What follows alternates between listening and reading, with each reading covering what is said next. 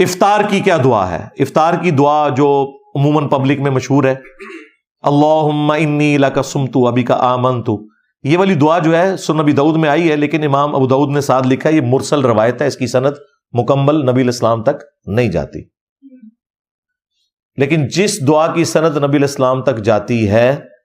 وہ عبداللہ ابن عمر نے روایت کی ہے، وہ بھی سنن نبی داؤد کے اندر ہے، ذهب الظمأ وابطلت العروق وثبت الاجر انشاءاللہ،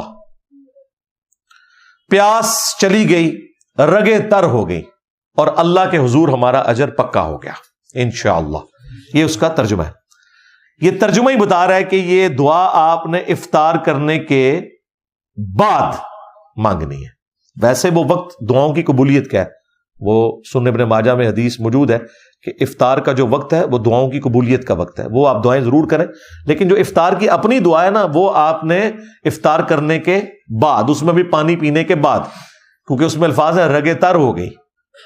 پیاس چلی گئی، رگیں تر ہو گئی، اور اللہ کے حضور ہمارا اجر پکا ہو گیا، تو آپ نے اس وقت وہ دعا کرنی ہے۔